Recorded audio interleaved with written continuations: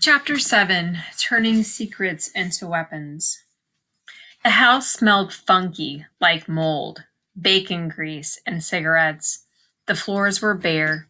Cheyenne could tell by the sound of their footsteps that they were made of wood, not tile or linoleum. She shuffled her feet so that she could hear the echo from the walls. The room sounded small. She wished her hands were free so she could protect her belly. She kept hitting her shins, knees, and stomach on furniture and other unknown obstacles. Sometimes she could sense things ahead of her, but the way Griffin was hustling her forward, she didn't have time. Her body was already mapping this house in bruises. If only Phantom were here. Griffin was terrible at guiding her. Griffin. She held the name close to her, like a gift. His name was Griffin. There was a kid at her high school named that, a senior, but the name wasn't that common. Once she got free, and she would get free, she had to. His name might be just the clue the police needed to find them and lock them all up. Then Griffin would be the one stumbling with his hands bound behind him. And there was Griffin's dad. What kind of dad thought it was okay for his kid to be out stealing cars? Cheyenne thought she had heard one of the two older men say his name before they left. Ray? No, Rory. That was it. At least she thought so. Cheyenne resolved to keep whatever secrets she could. Maybe, just maybe, she could turn them into weapons. Take her blindness, for example. A lot of blind people weren't totally blind, including Cheyenne. Cheyenne could see a little out of her left eye, but Griffin didn't know that. The doctors had called what had happened to her a contracoup injury. The blow had hit her forehead, but the damage had happened when her brain bounced off the back of her skull. Even 3 years later, Cheyenne still remembered snippets of what the doctors had said standing over the hospital bed. Her dad had sat by her and cried. Cheyenne had had a tube down her throat so she couldn't talk. There were more tubes in her nose and arms.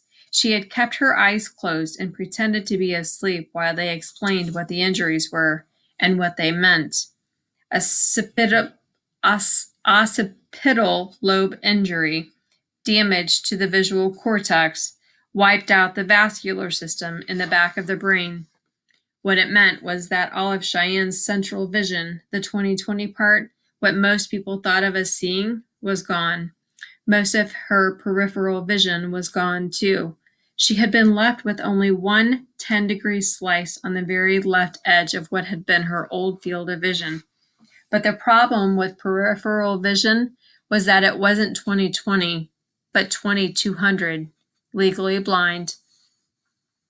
The way the edges of everyone's vision were, except they didn't know it, people saw with clarity only whatever they focused on, not what lay on the sides. So now what a normal person could see at 200 feet, Cheyenne could only see a tiny slice of at 20 feet. What she was left with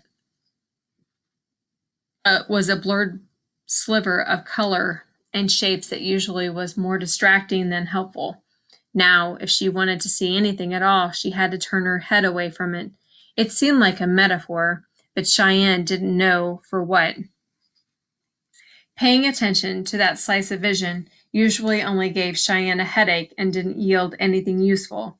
A lot of times she just closed her eyes or wore dark glasses. For one thing, it made other people feel more comfortable. They didn't like to talk to someone who might or might not be looking directly at their eyes.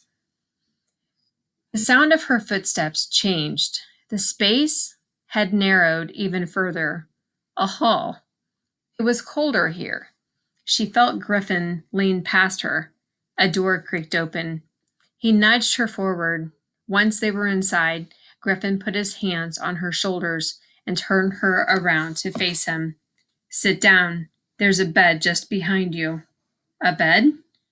The thought made her nervous. Maybe it made Griffin nervous too, because his voice was too loud, the way sighted people often were when they talked to her. Can you untie my hands? She stood with her shoulders curled over and made her voice weak and small. She wanted Griffin to see her like that. Cheyenne tried not to think about how she really was weak and small. No, he said in a tone that said there was no use arguing. Now sit down on the bed. Cheyenne shuffled backward until she could feel the mattress against the backs of her knees. She sat. She heard him run out of the room, but before she could react, he was back. Until she felt him touch her ankle, she didn't know Griffin had crouched down next to her. She let out a little shriek that immediately shamed her. Sorry, he said. I just have to tie you to the bed so you don't take off. She felt a smooth, narrow cord go around one ankle. I'll leave you enough slack so that you can lie down. His hands finished the knots and then tugged at it. Okay, now you're going to have to stay in here for a while. Don't even think of trying to get away. We're miles from nowhere, and even if you did manage to get out into the yard, Duke would swallow you whole for supper. Duke, Cheyenne thought. Griffin and Duke and Roy. And doing something with electric saws out in the middle of nowhere. There can only be one place like this.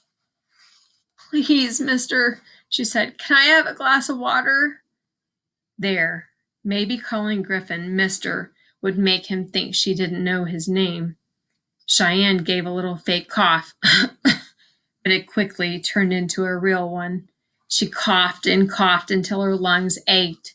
She heard him leave again, then water running, his footsteps hurrying back. Here, he put his hand on the back of her head and tried to tilt the glass to her lips. Most of it sloshed over her coat.